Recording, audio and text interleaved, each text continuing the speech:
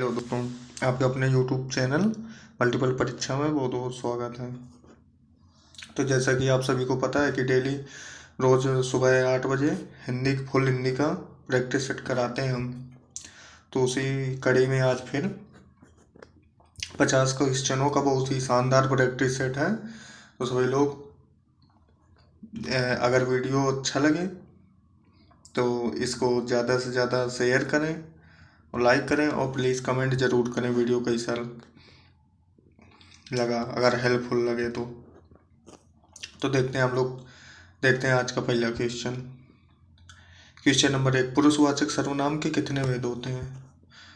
तो देखिए, पुरुषवाचक सर्वनाम के आप लोगों ने पढ़ा होगा कितने होते हैं? तीन भेद होते हैं। कौन कौन से? उत्तम पुरुष, मध्यम पुरुष और अन्य पुरुष। अगला क्वेश्चन, विशेषण के मुख्यतः कितने भेद होते हैं? विशेषण के मुख्यतः कितने भेद होते हैं? तो देखिए, विशेषण के मुख्यतः 4 भेद होते हैं, और सर्वनाम के होते हैं 6। तो इसका आंसर क्या हो जाएगा? Option number 4। निम्नलिखित में से कौन सा विशेषण नहीं है? पथरीला, नमकीन, बर्फीला, नमक। तो देखिए, विशेषण नहीं है, आंसर दीजिए सभी लोग इसका जल्दी जल्दी। तो क्या हो जाएगा? देखिए, पथरीला, इसमें विशेषण, नमकीन भी विशेषण है, बर्फीला भी विशेषण है, तो क्या बचा?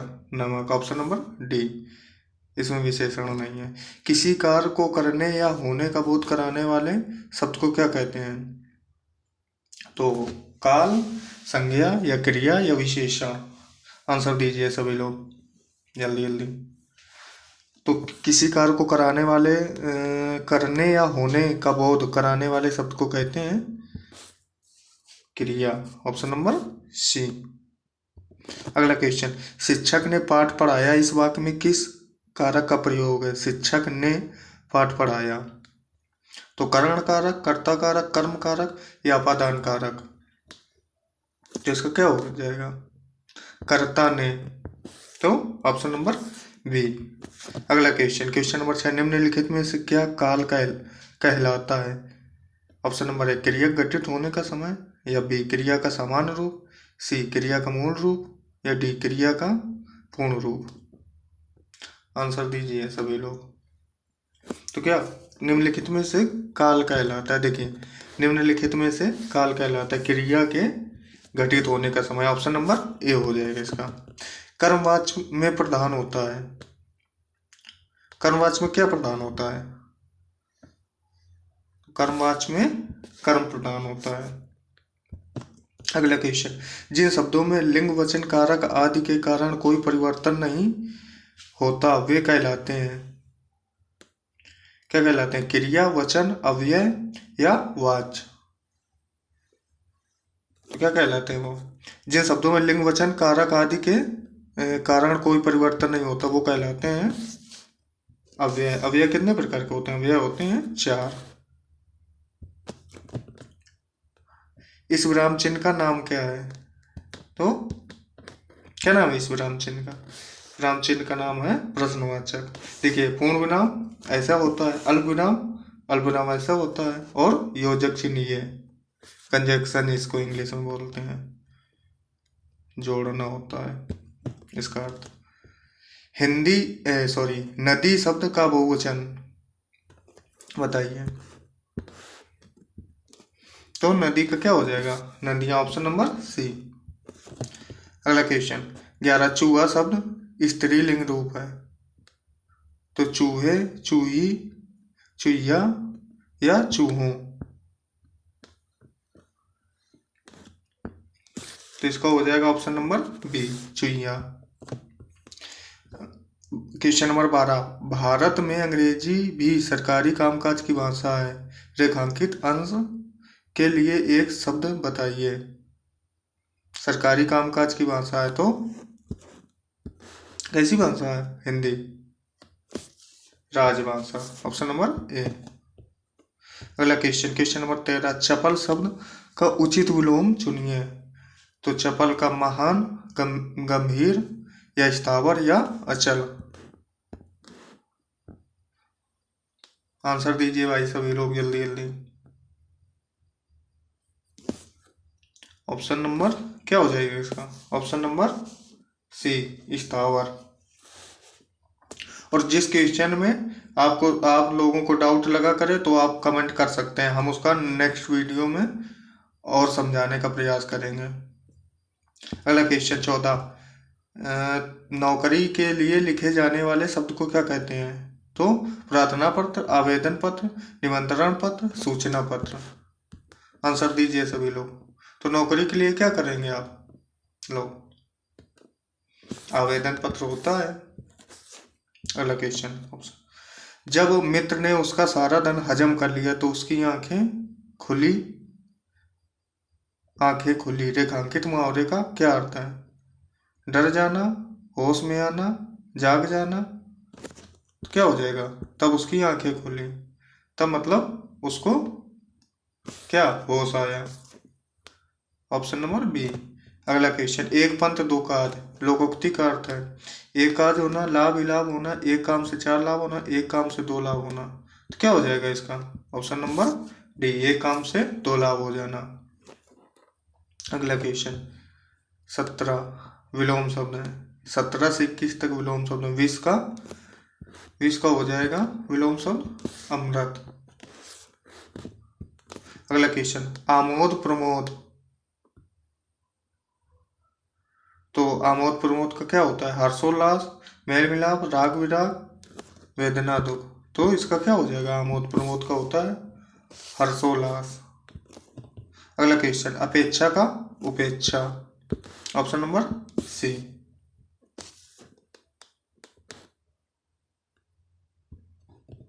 दुर्बुद्धि। दुर्बुद्धि का क्या हो जाएगा विलोम शब्द? सद्बुद्धि। अगला क्वेश्चन 21। प्राकृतिक का कृत्रिम। Option number A. अब ये पर्यायवाची है। 22 से 26 तक आपको बताने हैं। निश्चित का, देखिए जो निश्चित होगा मतलब जो बिल्कुल निश्चित है उसका क्या हो जाएगा विलोम शब्द? सॉरी, ये पर्यायवाची पूछ रहा। तो निश्चित का नियत। ऑप्शन नंबर ए, नियत हो जाएगा। अगला क्वेश्चन। सूरज। सूरज का पर्यायवाची। तरणी, तरणी, तरणी या तरुणी। क्या हो जाएगा इसका? इसका हो जाएगा सूरज को होता है तरणी। ऑप्शन नंबर सी। जलधि। जलधि किसका पर्यायवाची है? हमने आपको पिछले वीडियो में भी बताया है कि अगर जल के पर्यायवाचियों में अगर धी लगा दिया जाए तो वो हो जाते हैं समुद्र के। अगर जल वाले में द लगा दिया जाए, ये जैसे जल का क्या होता है? जल का होता है वारी भी होता है, वारी। तो द लगा कर दिया जाए तो वो हो जाएगा बादल का। जल वाले में द लगा दो तो बादल के पर्यायवाची बन जाते हैं, और जल वाले में पानी वाले में धा लगा दो तो वो समुद्र के बन जाते हैं सारे पर्यायवाची। ये इसकी ट्रिक हो जाती है, आप ट्रिक समझ सकते हैं कहने को। अगला क्वेश्चन 25। मनुष्य। मनुष्य क्या? द्विपद, त्रिपद, एक पद, चतुष्पद। तो देखिए भाई, मनुष्य के चतुष्पद तो मतलब चार पैर तो होते नहीं है, न तीन पैर होते हैं, न एक पद होता है। तो क्या हो जाएगा? द्रुपद। अगला क्वेश्चन। शत्रु का पर्यायवाची। शत्रु का अरि भी होता है। अरि, वैरी, शत्रु, ये सब होते हैं। दुश्मन। हास रस का स्थायी भाव है, तो हास रस का है क्या हो जाएगा? ऑप्शन नंबर ए, हास।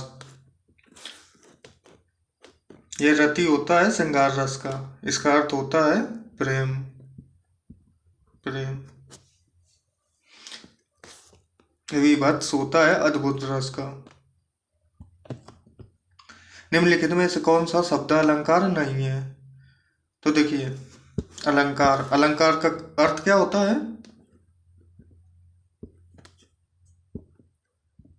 अलंकार आभूषण, अलंकार का अर्थ होता है आभूषण। तो अलंकार कितने प्रकार के होते हैं? अलंकार होते हैं 3 प्रकार के। कौन कौन से? शब्द अलंकार, अर्थालंकार और उभयालंकार। तो ये पूछा गया है कि शब्द अलंकार नहीं है। तो देखिए, अनुप्रास भी होता है, यमक भी होता है, श्लेष भी होता है, और ये रूपक नहीं होता है। ऑप्शन नंबर डी हो जाएगा इसका 28 का। शब्द अलंकार 3 होते हैं, अनुप्रास, यमक और श्लेष। इसी को विप्सा भी बोल दिया जाता है। स्वर, स्वर संधि में किसका मेल होता है? तो स्वर संधि में स्वरों का मेल होता है भाई। Option number A. अगला क्वेश्चन, उन्होंने कहाँ जाना है वाक्य में किस प्रकार की अशुद्धि है? तो सर्वनाम संबंधी, संज्ञा संबंधी, क्रिया संबंधी या विशेषण संबंधी। तो क्या उन्होंने कहा, उनको कहाँ जाना है, तो क्या हो जाएगा? सर्वनाम संबंधी अशुद्धि है। Option number A. सामासिक पद को तोड़ना कहलाता है, सामासिक पद को तोड़ना क्या कहलाता है? सभी लोग आंसर दीजिए। ये कहलाता है समास विग्रह।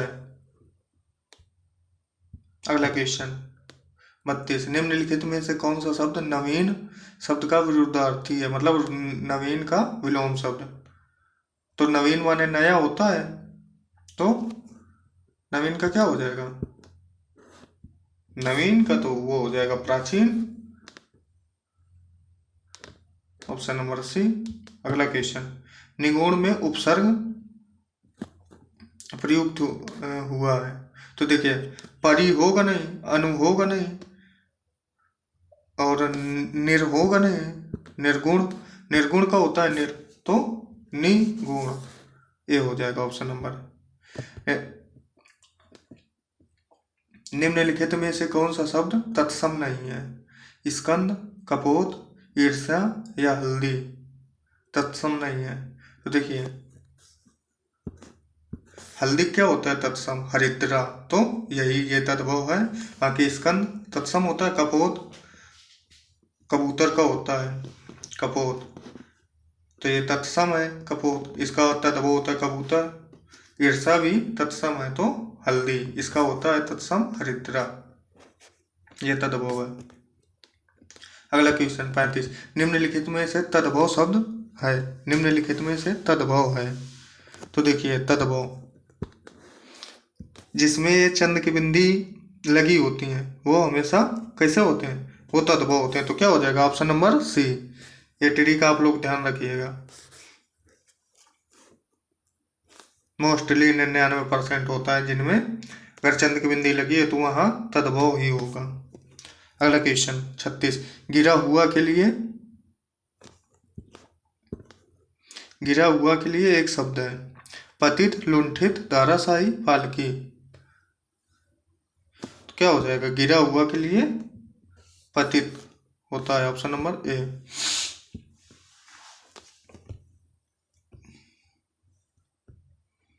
निम्नलिखित वाक्यों में से शुद्ध वाक्य का चयन कीजिए। तो वह एक महिला विद्वान थी, वह एक विदुषी महिला थी, वह विदुषी महिला थी वह, तो ये भी गलत है, ये भी गलत है। वह एक विद्वान महिला थी, तो वह एक विदुषी महिला थी। महिला के लिए विदुषी होता है और पुरुष के लिए विद्वान। वह एक विदुषी महिला थी। अगला क्वेश्चन, वह प्रमाण सहित अपनी बात बताएगा। वह सामर प्रमाण तो देखिए, वह प्रमाण सहित अपनी बात बतलाएगा, वह प्रमाण के साथ अपनी बात बताएगा, नहीं सॉरी, वह साप्रमाण अपनी बात। जब साप्रमाण इसमें लग गया तो अब साथ लगाने की कोई जरूरत नहीं, तो ये गलत हो जाएगा। एक प्रमाण के सहित अपनी बात हो, ये भी गलत। वह साप्रमाण सहित अपनी बात बताएगा, तो ये सारे गलत हैं। ऑप्शन नंबर क्या हो जाएगा? वह प्रमाण सहित, ऑप्शन नंबर ए सही हो जाएगा। अगला क्वेश्चन, निम्नलिखित में से दंत दंत ध्वनि है, का, छ, ता, दा। देखिए, KTMDH।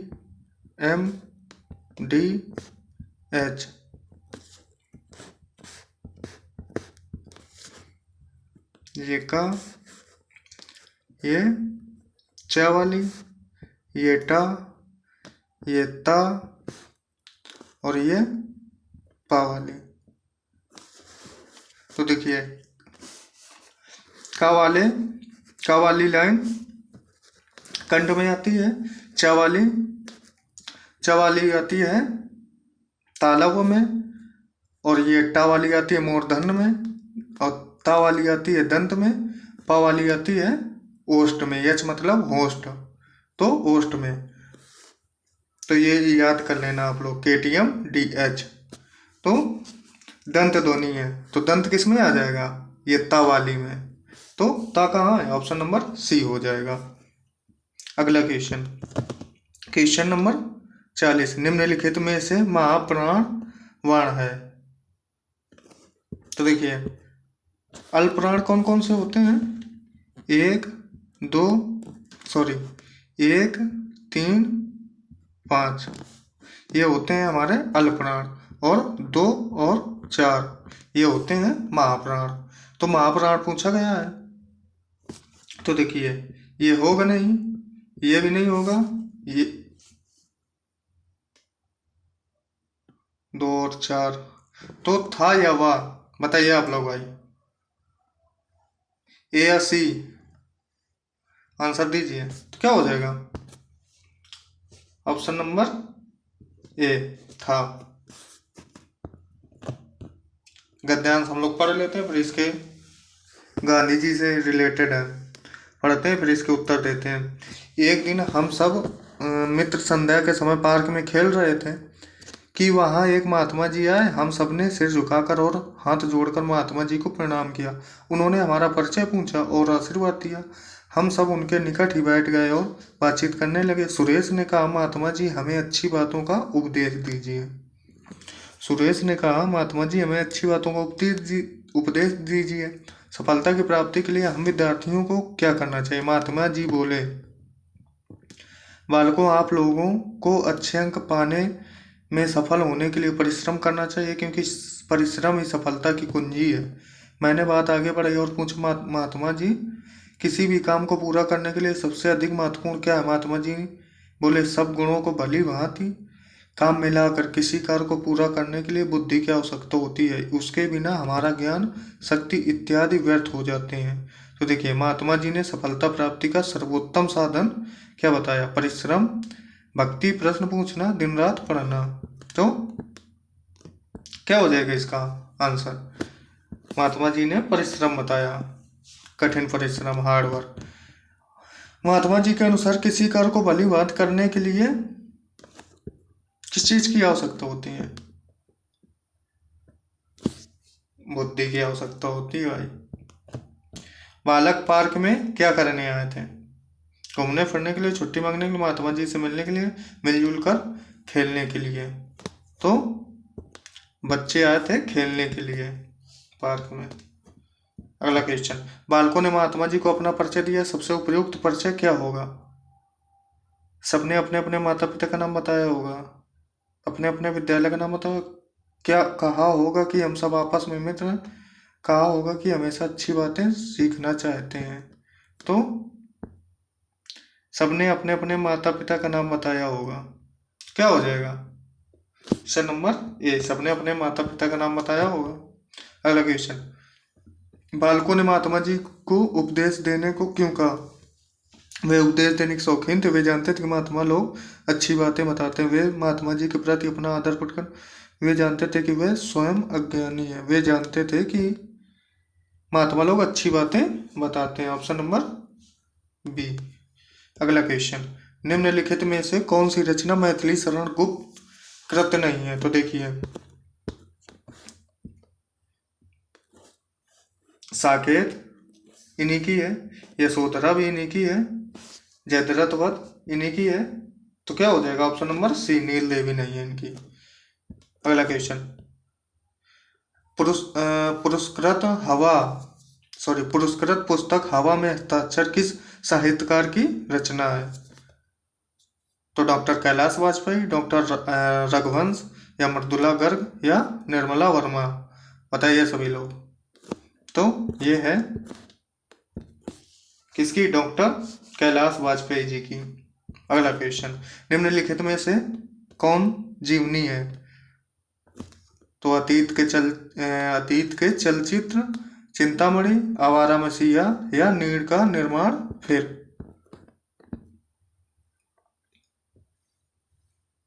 तो आवारा मसीहा ये जीवनी है। अगला क्वेश्चन, साहित्य जनता की चित्त वृत्तियों का संचित प्रतिबिंब है, यह उक्ति किसकी है? साहित्य जनता की चित्त वृत्तियों का संक्षिप्त प्रतिबिंब है, यह उक्ति किसकी है? तो हजारी प्रसाद द्विवेदी, महावीर प्रसाद, या नागेंद्र, या रामचंद्र शुक्ल जी की। तो इसका क्या हो जाएगा?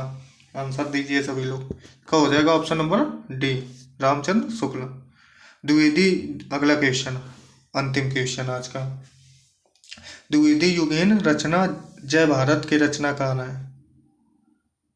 मैथिली शरण गुप्त जी, महावीर प्रसाद द्विवेदी जी, बाल मुकुंद गुप्त, या श्रीधर पाठक जी।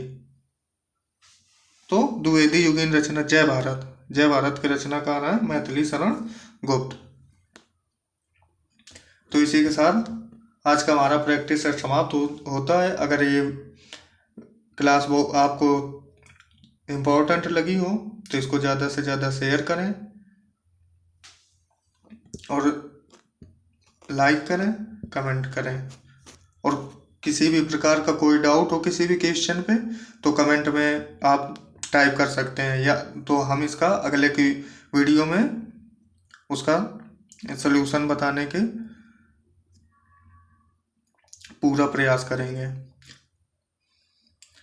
तो कैसा लगा वीडियो प्लीज़ कमेंट ज़रूर करिएगा। जय हिंद, धन्यवाद।